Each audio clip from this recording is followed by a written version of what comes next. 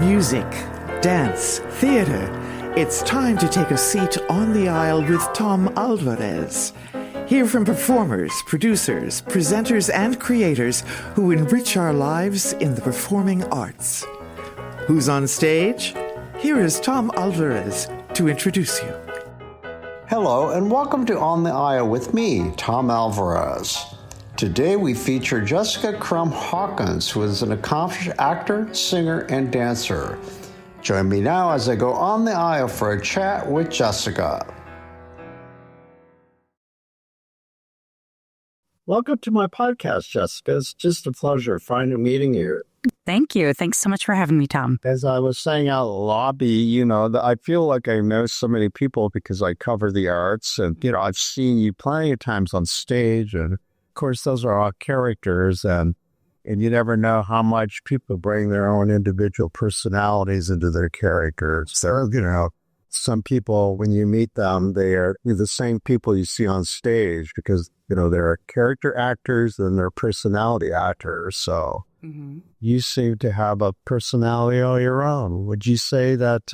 And you do great characters. I've seen you do a lot of character work. Thank you. Is that something you enjoy? Oh, absolutely. I really enjoy, the whole gamut, I suppose. So kind of more dramatic, meaty, sad, all the way to ridiculous, humorous, over-the-top characters. So I think it's fun to be kind of all over the place, really, because you get to share different stories that way and reach different people that way. So, yeah. Well, I'm looking down at your bio right now, and I had seen your bio, which is about a paragraph, which you usually see the program, but I had no idea. I've seen a lot of this stuff, though, now that I look at it. It's a Wonderful Life and The Great Gatsby and Boing Boing. Saw that. Yank the Musical, Legally Blonde, Joseph, Flood Brothers, on and on and on. Mary Poppins. Of course, La Casa Azul. We are going to spend time talking about that because I saw it 3 times. Yes. And was there a 4th time, the concert version? Or I think it was 10 years ago originally, and we did it in June and October. And then 4 or 5 years ago at the Phoenix. And then the concert version a couple years ago at the Palladium. Yeah. So we'll get to that. But let's talk about Jessica Crum Hawkins. It's a wonderful stage name. So tell me about your background. Give us a sort of a thumbnail sketch about where you come from. Okay. Go ahead. Yeah. I actually grew up not too far from here in Pittsboro, Brownsburg. Yeah. Went to Tri-West Junior, Senior high school. And then I actually spent 2.5 years at Bethesda Christian School. I graduated with 33 people, very little conservative Christian school in Brownsburg. And my family, a lot of my family still lives over that way. I went to college at Cornerstone University in Grand Rapids, Michigan, and I have a music minor and a kinesiology major, so exercise science, that I pretty much just use on myself. And I didn't really do much theater after high school until I saw my mom in Cinderella at Hendrick Civic Theater, 13, 14 years ago. And I suddenly thought, I really loved theater. I wonder if there are theaters around Indianapolis. And I really had no clue. There are so many theaters, wonderful theaters around the area. And so I got involved. I got back into theater in my early 30s and created a monster and can't stop now. So. Well, it certainly reflects on your bio that you love theater. Did you, along the way, take classes? Do you have any training? I have some vocal training in high school and college, but the vocal training's all pretty much classical. So it's been a challenge and a joy to really expand from that and get to do more musical theater. Of course, I did some in high school, but a lot of the voice lessons I've done have been more classical and some for La Casa Azul, which is not classical, but maybe closer to it than like a Broadway belt, which is kind of a lot of the roles I do. Name some of the theaters. I named off some of the shows you've been in, but name some of the theaters that you've been associated with over time. Great. I would say, well, they're not doing anything anymore. But a Carmel Repertory Theater is actually who I found out about first, and that's when I first got involved in theater about 12, 13 years ago. I've done a lot of Footlight musicals, booth-targeted civic theater, as well as I've done some at Carmel Community Players, Buck Creek Players, Mud Creek Players, Cryptid Entertainment, getting ready to open a show there next Friday. And there are a lot of others. Claude McNeil Productions. Oh, goodness. I'm sure there's so many more. So... Have you ever worked on the professional level at the Indiana Repertory Theater or FIFA Boards or Actors Theater of Indiana? I have not done any of those yet, so who knows? Yeah. Not opposed. Yeah. Had you ever had thoughts about seeking your equity card? Because that's what it would take to work there. At least you get your points there, right? Correct. I know it's a catch-22, but thoughts about it? I have thought about it. I think with having the equity card, it could open up amazing opportunities for some more professional productions. But I also am just someone that loves telling stories. So I just kind of love to be able to go where there's a story or a director I love to work with, or, you know, sometimes I'll do dramatic stuff for a while and I'll say, I need to do something ridiculous. So I kind of just follow my heart. There's so many great theaters around here, but yeah. It's the work. It doesn't necessarily... I asked you about your job. Tell us a little bit about your day job. Yes. I work at Group 1001, which is kind of insurance and annuities. It's up in Zionsville, and I'm a sales commission service representative, which is a mouthful, but I process. It's not very exciting, but I actually love structure and love during the day when I'm not on stage. I enjoy kind of a basic, kind of boring job. So I process commissions for agents in the fields. Is it fulfilling? Yes. I mean, it's kind of new. I've just been there about 4 to 5 months, but I get to work from home 3 days a week. There's some other theater people that also work there. And I love that this company is very pro DEI and very supportive of veterans and the LGBTQ plus community. It's very adamant about that. So I love the company. And they support your avocational theater. Yes. Mm-hmm. They work with you on that. Mm-hmm. Okay. Yeah. Well, that's wonderful. So you have some stability and structure that's important to you, plus a paycheck. Yes. Yeah. Well, it sounds like you have the best of both worlds, though, right? I'm very blessed. Passion and still feel like you're making a living.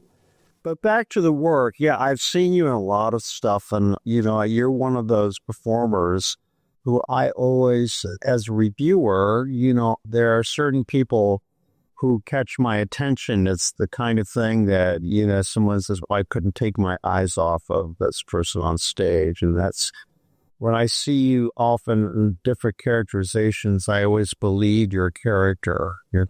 For me, that's really important as a critic, that anything that takes me out of the story, I consider a distraction. Not only acting, but maybe directing, or just, it could be, something in the lighting or the sound, or wrong shoe or a bad wig, I like to say. I know nothing about that, ever.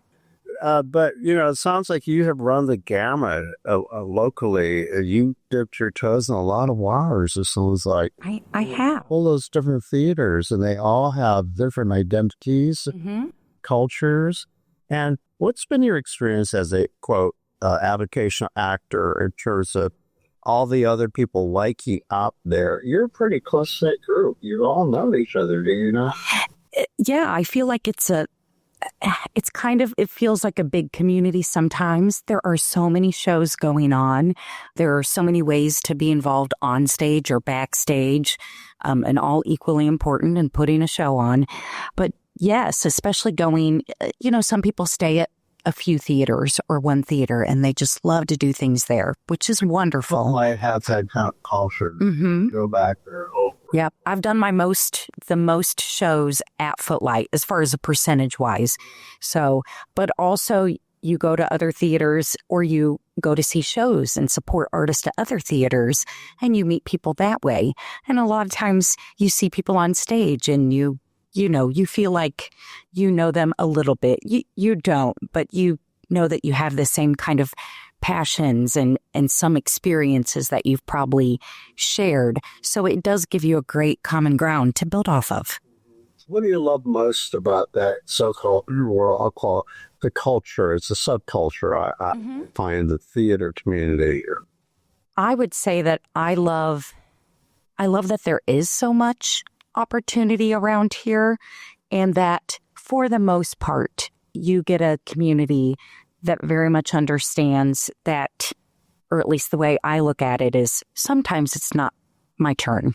And sometimes I think what is meant for me will come my way, or it's somebody else's turn, and we get to cheerlead other people. So that kind of support, and we can't see all the shows, but still making sure people know, I see what you're doing, and it's incredibly important on stage, backstage, doing a spotlight, stage managing, which I would never have I wouldn't be able to do that. It'd be terrible. But there are so many different jobs. And even though there are kind of groups within those groups, subgroups, yeah, just that kind of community and knowing that we all want to see each other succeed. I guess there's a perception that, it can be cliquey. Is that true? But that happens in any structure, I find. It does. It does. I'm not, cliques definitely happen. And I can't say that they happen one place and not another place. But it happens because you work with people and you have a special experience and you have a bond there. It's almost never intentional or mean-spirited, but it does happen. You get your tribe, you get your circle, but it is also another reason why I enjoy going to many different theaters, because hopefully I maintain an openness to not be in one set group, because meeting new people and learning about their experiences on and off stage is, people, and to me, people and God are eternal, and everything else is everything else. So I just love, the relationships that you can build within theater. I'm going to ask you a series of, who are your favorites? What are your favorite shows? Let's start there. Favorites. I know I never want people all this. What's your best or anything like that? But No. So I know you can't do that. No. Just share some of your, what ones that come to the top? The ones that come to the top, one of the first big roles I got when I got into theater was Betty Haynes in White Christmas. And I was able to do that role 2 years in a row at Footlight, 2013 and 2014, I think. And I grew up on that movie. It is one of my favorite Christmas movies. Is that the Rosemary role? Yes, Rosemary Clooney role. And I also adore jazz music. So I don't know if you'd call that jazz, but, Irving Berlin, Gershwin, all of that. So that is one of those roles that I had fairly early on that I just will love forever. That, and I've been able to be at 2 different theaters separated by, several years. I was able to be Paulette Bonafonte in Legally Blonde. Very different than Betty Haynes, but a funny, silly character role. So just 2 very different shows. Yank the Musical is a musical I don't think most people are familiar with. A beautiful, I think, love story between 2 soldiers in World War II. And I was able to play all of the female roles. I think it was still Tots then, the District Theater Tots. 2019? Yes. I think. So those are a few of my favorites. Of course, La Casa Azul. Well, let's talk about La Casa Azul. The other evening, I had the great pleasure to see Gregory Blade Hancock's most recent production is Spring Equinox. It's what made me think that I need to reach out to you. You've been on my list for some time. having seen you play the role of Frida Kahlo and those various versions of his, that performance stood out for me for a number of reasons. And by the way, for the power listeners, what we're talking about, this is an original musical, written, produced. I mean, Gregory does everything. I'm sure he did the costume. I know he did the costume. Mm-hmm. I mean, the man is brilliant. He composed it. He wrote the lyrics. I mean, did he direct it as well? He directed, I know, the first incarnation back in 2015. And that was at the Palladium where it premiered? No, that was Booth Tarkington, yes. Booth Tarkington, yeah. And then he did another version at the Phoenix, yep. Saw that, and then he did the concert version. Yes, at the Palladium with Carmel Symphony Orchestra. Okay, the production he did at the Phoenix. Were you in that production? I was. Yeah. I was Natalia. That's right. Trotsky. He casts a lot of Latinos. Which I absolutely support and probably should always be that way. Yeah. Well, I know that in my own mind as a reviewer and as a Latino myself, I'll be candid. I'm of the camp that wherever possible, find Latinos, Asians to play Asians to me. And that's happening more and more, which I'm happy to say. Even I was so incredibly impressed with Beef and Board's interview. When you are proactive and you put yourself out, you can find them. They're there. You just need to look. Yes. It was all Asian cast. That was remarkable. I saw that production.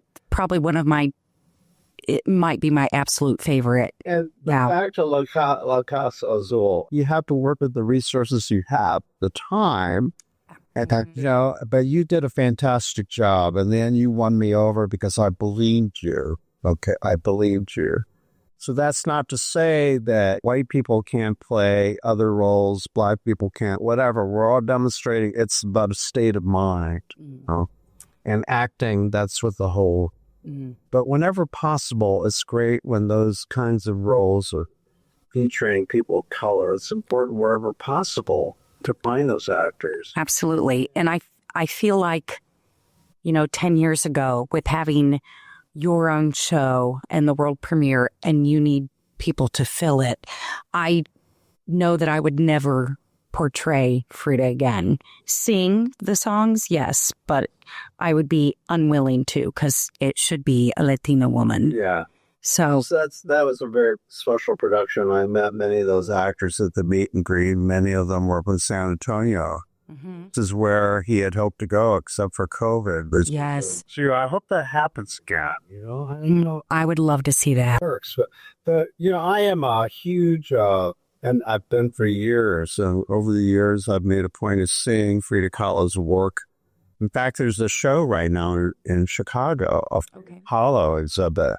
Yeah, it's probably going to break records because wherever the work is shown now. So I've been following her work ever since she became really, really popular. And that's, it's been, ever since her passing actually really didn't happen, but steadily. And so I thought that Gregory's story of her life was just very special. And then since then, the documentary has been made, documentaries, the film, so on and so forth. But it was special to see what Gregory was able to do in his music and, capturing. I thought he did an extraordinary job with capturing the essence of Mexico, I'm Mexican-American, but I have a great love for my heritage, and I've been to Mexico a number of times, and I've been to her home, Frida and Pedro's home.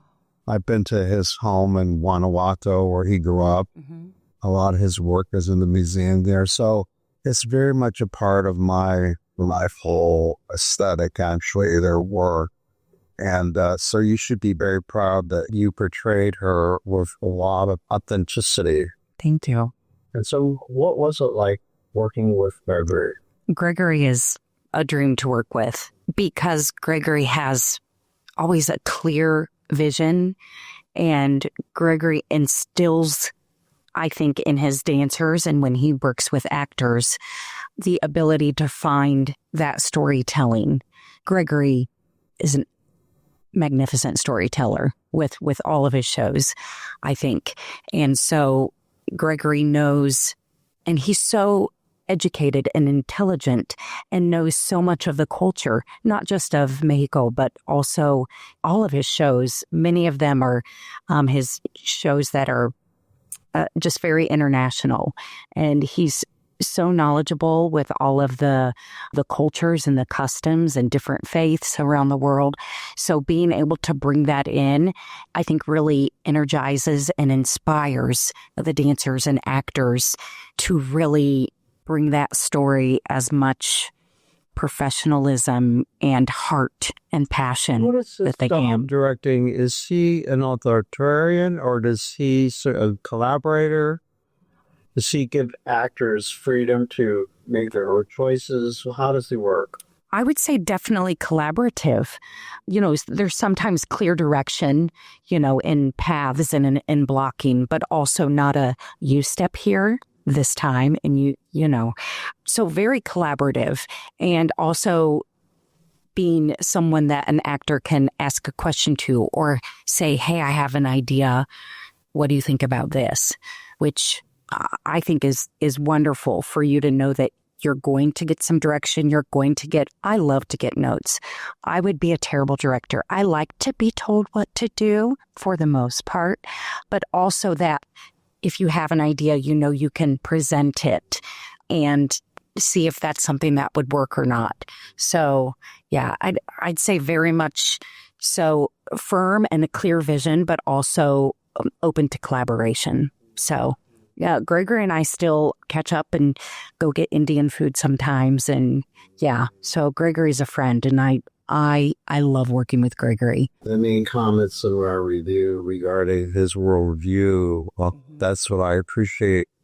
This single-handedly, he's introduced the cultures of the world in his work in a way that I would like to think that is in a way that people like, oh, wow, that was kind of interesting. I want to know more about. He just did this piece based on, I'm blanking, maybe. Krakow? Was it Krakow. Krakow. Yeah.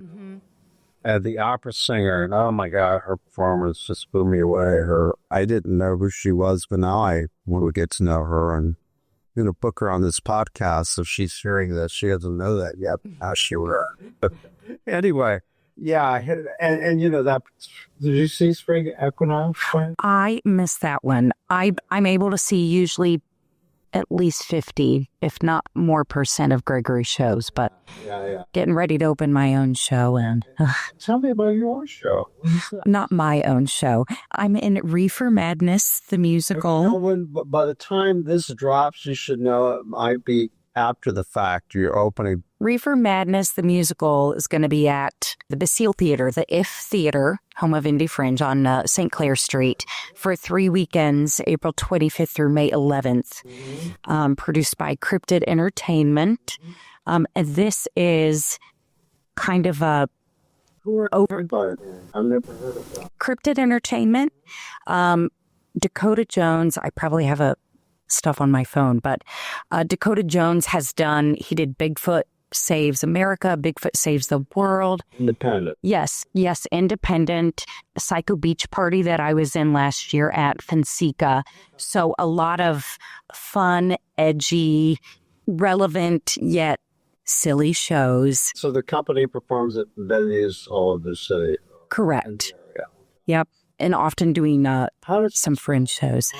Cryptid, CRYPTID Entertainment. Good. You brought something to my attention. And Reefer Madness is based off that 1936 propaganda film. So it is, over the top. We're warning people about the dangers of marijuana. It is quite campy. It is quite adult. This is not for your children, but just a lot of fantastic songs. It is a satire. Tongue-in-cheek. But it's also incredibly relevant, kind of sensationalizing things that people don't understand, and so they want them to go away, or they kind of demonize things, It's in the news right now. Indiana State is trying to figure out whether marijuana should be legalized so we Oh, my. Yeah. so we can gain from the income. Oh, from the taxes. Yeah.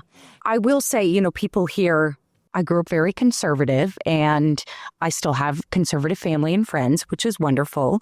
But I think people hear the name Reefer Madness and they think we're promoting everybody smoking marijuana. And we're really not, but it is, you know, it's actually more we're telling these stories about, you know, if you let your children smoke marijuana, they're going to go crazy and become cannibals. And What is your role in the show? my role is May Coleman. She is kind of the woman that owns the Reefer Den, where they often try and bring young kids.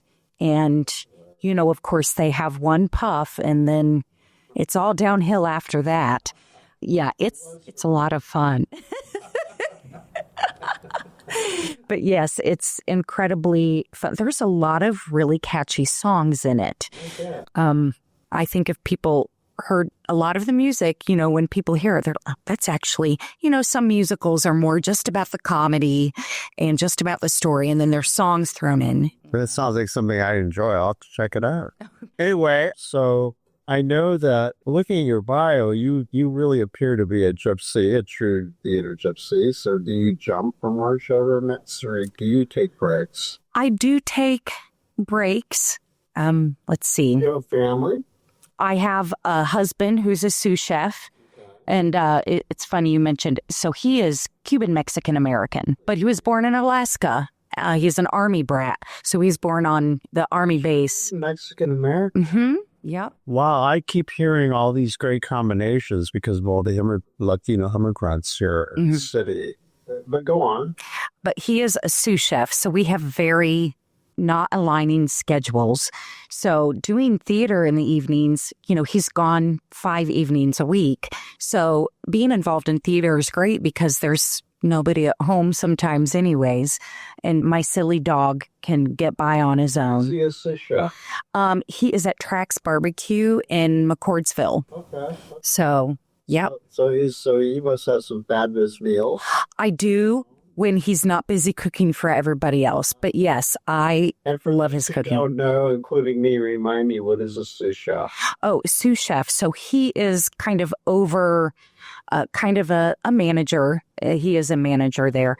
So he is trying to oversee all of the kitchen, make sure tickets are being processed and food is getting out, and making sure that you know, the times for the tickets, keeping that time down, and, you know, keeping an eye on what they're running out of and what they need to prep. Of the show, I'm blanking on the name. It's winning awards and Emmys and whatever. The show. The Bear. Yeah, the Bear. We should watch it. You would think we would. You would love it. I know we would. You know, from the acting standpoint alone, that was snaring the food in the restaurant business. They really, it's a pretty amazing. Yeah. Yeah. He probably gets enough cooking. Yeah. But I think it's something we probably would like to watch. We actually watch a lot of sci-fi and horror movies. Yes. Yeah, in your free time? Yes, in all my free time. Yeah, so you don't have any kids? Correct. Okay. Do you have pets? We have a dog, Loki, named from, naming your dog off the, what is it, the Norse god of mischief? Yeah, maybe wasn't the best idea. Yeah. What's his breed? Loki is, we think, a pit mix. He's a rescue. We've rescued a few dogs, and we such a big baby. Is he chubby, one of those pits? I wish. Big. He actually is very compact, very 50 pounds, but he looks much lighter, but all muscle. I can't fatten him up. I've really tried. But he is just a big baby and just... The rescue. Yep. They're the best. Yep. We've only gotten rescues, and I love to rescue, so... So let's go back to your favorites. So favorite directors. Oh, goodness. I know you work with Casey Ross. Mm-hmm. And she's one of the most respected directors. Yes. What's your experience on what was the show? Starmites, which was a very niche. It's a difficult show. There's a reason a lot of people don't even attempt it. So to put that on in the indie fridge, it was kind of a tedious, difficult process. And it was a long show. But once we got it up and running, that was a blast. Yeah. And definitely very collaborative process and people bringing, different ideas. Were you in that quartet of women, the singers? It is a quartet, wasn't it? Was it? Oh, the Damaris, who was the diva, and then the Banshees. Yes. That's what I was talking about. Yeah. Yeah. Addie Kohler and Yolanda. And myself. Yeah. Potent group. That's Thank you. We had a lot of fun. Yeah. Good. And vocally, you were just really all very superb, as I recall. Thank you. So, other directors you've worked with? Let's see. I did Something Rotten, which was another show I absolutely loved at Footlight about 3 years ago. And anytime I get to work with Ed Trout, Michael Davis, they're just both terrific to work with. You have that kind of environment where if there is something that you need to bring up, that you can do it. You don't feel like you have to walk on eggshells. You want to respect the process, but also there are not always areas where you feel like you can advocate because you don't know how it's going to go. But yeah, there are environments where... I love your diplomacy. I try. I am surprised, dramatic sometimes. But I also... When you write about other people's work like I do, you learn that to talk about an art form, I mean, you got to speak your truth, but at the same time, But also everyone's... It's pushover. Right. Yeah. Everyone's working hard and we're all, whether you're on stage or backstage, everybody's probably doing more behind the scenes than you know about, and has their other stuff. But, when I see shows like Noises Off, I've heard of Noises Off. I've never had the opportunity. You do a great ensemble, like those shows that make fun of the process. Like the one that's on at IRT right now. The play that goes wrong. Mm-hmm. Others like it, like the backstage kind of stuff. It does exist, for people. It does. To satirize it is even more fun because people recognize the diva and, there are stock characters from theater. What do you find that draws you close to theater people? What is a theater person for those? I feel like... Your tribe. Right. Yeah, I feel like theater people, either ones I'm close to or a lot in general, are really drawn to performing, obviously, but outside of that camaraderie that you build. I feel like it's a club, kind of like people that love to collect stamps have their club, and people that, any other kind of club, people that really love sports and love doing sports and watching sports together. That is not my thing. I feel like I'm not very competitive. There's competition in theater, but... those statistics and balls and strikes, blah, blah, blah, but you sure know show titles of actors and blah, blah, blah. Mm-hmm. Yeah, he's Ramesh. Yeah. And I think... You know what I love about theater people? Kelly, I love that theater people are so damn clever, and being around them, they just bring out humor. Yes. Yeah, I feel that there's, a lot of clever, bright, intelligent, whether they have a job that is, with actors, sometimes we work a full-time job and we just love performing and meeting other friends. And they perform for each other, too. Mm-hmm. Yeah. That does happen. You ever get this, oh, you're so dramatic? Never heard that in my life. Yes, I've heard it. Mostly from my mother. Yeah, that's what I mean. I am the middle of 3 girls, so yeah. Art imitates life and death before lifetime. Mm-hmm. My experience, Yeah, and telling stories, I feel like that's, to me, what matters the most, not just, oh, I get to perform and be on stage. Of course, I do love costumes and wigs and, the getting lost in another character, especially if it's very different from you, and getting to tell a story that might just let people escape and laugh for a couple hours. See, people I've talked to, performers who talk about, I like to delve deep into the psychological aspects about what do you do, what's your satisfaction. One of the things I'm always interested in is how actors, many actors who suffer like abuse or trauma can bring that into their work and their vulnerability.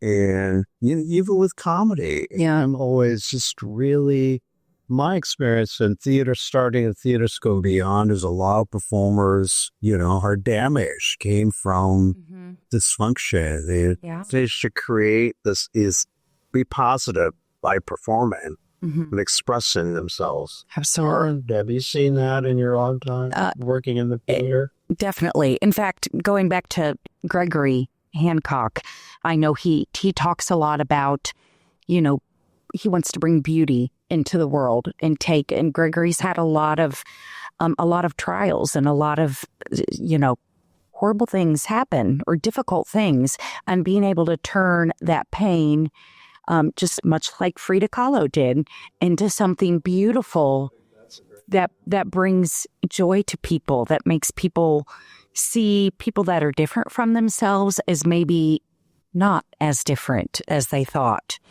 So, yeah, I feel like absolutely that is, art is, it's not just we're getting to put on a play. We get to tell these human stories and bring something, you can watch something on TV or on a movie, but live theater is a different kind of experience. So your own experience, have you had things happen in your past that you've been able to express in your work?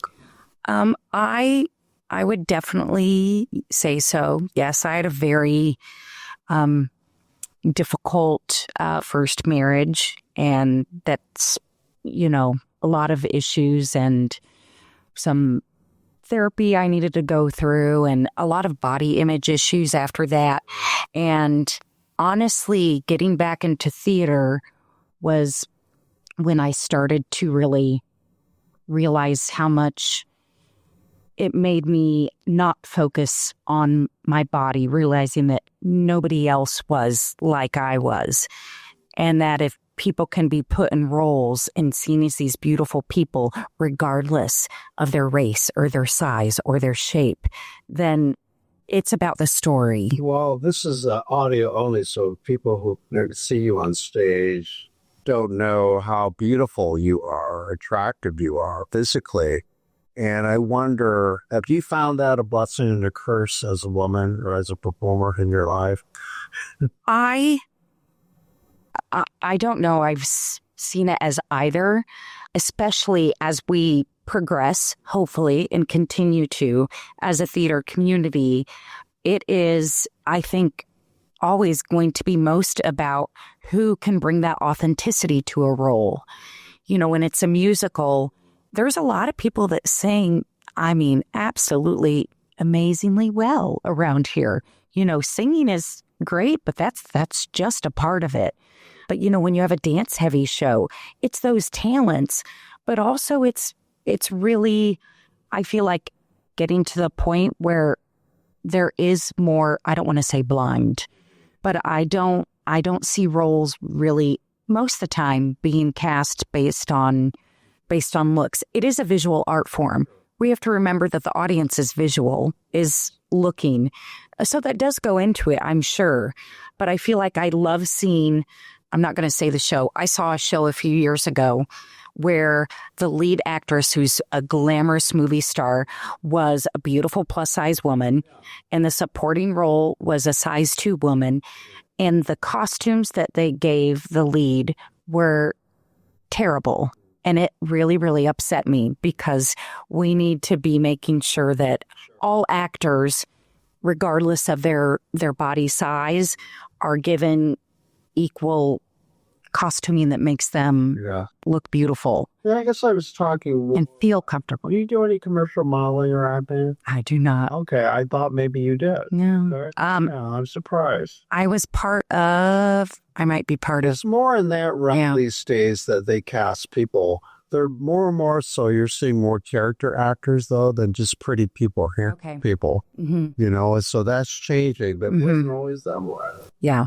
And as we really promote DEI, which I absolutely do, I think sometimes there are going to be times where it means it needs to be somebody else's turn, somebody that's not a traditional white woman. And talent is always going to come first, but there are so many talented people that are not the norm. And whenever you can bring that in more, it makes other actors and other people in the community see that this is for everyone. Speaking of how your past can define your attitudes or your values about the present, growing up in the background that you did, a conservative Christian background, you can hear how many that experience was a negative one. And of course, others talk about how they were able to navigate coming from a background then moving into this world that is, where there are so many, shall we say, values that are anti-religion, anti-conservative, the opposite. How do you navigate that world? I feel like a lot of it is really, as you get older and you leave the home that you grew up in, you start to ask yourself why you believe what you believe. And even if you keep with, so I've kept with some of my faith, but I am definitely more liberal now. But realizing when you get into theater, especially even as a Christian, and you believe in free will, that everyone needs to make their own decisions and that you can respect people that believe things very different from you, and that there's beauty in other faiths, and especially your common ground of humanity. We are all here telling these stories, sharing this stage and sharing this world, and just understanding that you're going to learn things from other people, even if they have a very different culture and background and belief from you. And you're going to be able to share that with learning about other characters that you play as well. And that, I think, brings more empathy and compassion that maybe, if you grew up in a community that was you didn't have a lot of diversity, weren't exposed to a lot of different culture. But as you get into theater, you can learn so much about other areas and really grow to appreciate and respect it, even if it's not how you believe and how you feel.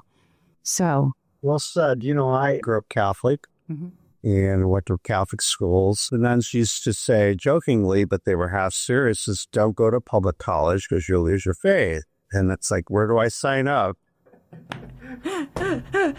And, my very first professor was a pronounced atheist. And, and then I discovered the theater. But I'm joking, but in many ways, my tribe opened me up to new ideas. I got exposed to this whole world that just totally changed my point of view. So I identify what your experience, what you went through, same thing.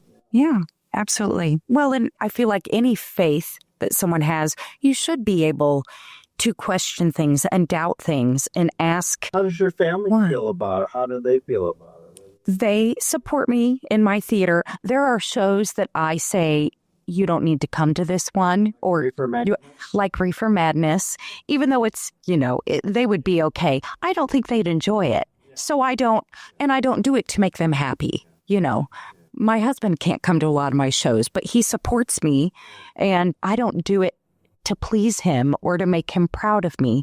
So he comes when he can get off work and stuff. But How did you guys meet, by the way? I love stories, so tell me how you guys met. It's not very exciting. We met at a place in Castleton. It's not there anymore. It was called the Beer Cellar. I used to love to go and do karaoke there with my friend. This was before I was in theater. Okay. And he was there with friends playing darts, and he heard me singing, and his friend liked my friend, and he's younger than me. He's about 6 years younger than me. So he was like 21 and I'd already been divorced and was not looking for anything, but we were friends for about 6 months. We'd go and see movies and hang out. Yeah, we were just friends. And then one evening we weren't friends. And then we got married 2 years later, and June will be 17 years. Oh, wow. So, and having not done any theater when we met and up until we got married, and then getting into theater, and he grew up on the Near East Side, not great part of town, and I grew up in Pittsburgh, Brownsburg, so we are from very different backgrounds. But the fact that I was able to get into theater, and he saw me in my first show, and he goes, I don't really know what's going on here, but I can tell you love it, and I think from what I can tell, you do a great job. And so he has always backed me up and supported me. So even though it's not his thing at all, but he's always supported me, and that's been fantastic. So is he close to his Cuban Mexican family? The Cuban side is on his dad's side, and no, he hasn't seen his dad since he was 10 or so, I think. But his mom is from Juarez, Mexico, and she lives like in Lawrence. And so, yeah, we get to see her a lot. And I am actually excellent at making Spanish rice. I miss it. We used to make tamales. You know, you make like 50 or 100 at a time at Christmas time. And it was a whole day, to make a bunch of tamales. But I love Mexican food. It's not why I married my husband, but it's not a problem. Yeah, make tortillas? No. I know how to buy and eat lots of corn tortillas. Have you found your favorite Mexican market? They're all over town. Oh, carniceria. The one I'm trying to think. Because he works a lot and is in a restaurant a lot, I guess we're just most familiar with one at like 96 in Allisonville. Yeah. They're everywhere, every side of town. I love it. Yeah. Just love it, Yeah. Street tacos are my kryptonite. Oh, burritos. Mm-hmm. Well, listen, this has been an absolute pleasure. Thank you. What was it? Wait a minute. There's another favorite. Okay, so favorite directors, favorite shows. Who are some of your favorite actors? But don't take it personally, anybody out there. But I'm sure you have people that you really look up to, don't you? I do. I would say she's also one of my very good friends, but Carrie Neal is just any time I get to see her bring a character to life, I just know I'm in for a treat. Just very, authentic, and whatever is needs to be brought to the table is just there. And you sometimes see people you're very familiar with and your friends, but you forget who they are outside of that character because they just really draw you in. Let's see. My friend Addison Kohler, who was just in I Missed It, but was in Cabaret. She was in Starmites with me, going to be in Reefer Madness. Just absolutely, vocally so inspiring, and just really knows how to be a good actor on and off stage and supportive. See, when you ask me people's names, then I forget about every single person I've ever worked with or seen on stage in my life. And I miss him, Jonathan Krause, because he moved to New York. But I got to, I've been his mom or a mom adjacent role with him, even though he's not that much younger than me, 2 or 3 times. And just every time I got to work with Jonathan was so much fun. So, yeah, so much vulnerability he always brought to the stage. Well, I think those who know how much you love and respect her know that you're on their mind, so I'm sure they will take your... They made put you on this. I could have made a list, but yeah. Serious, yeah. Yeah. Okay, well, again, thank you so much for spending time with me. I feel like I've got to know you better. Thank you. So thank you.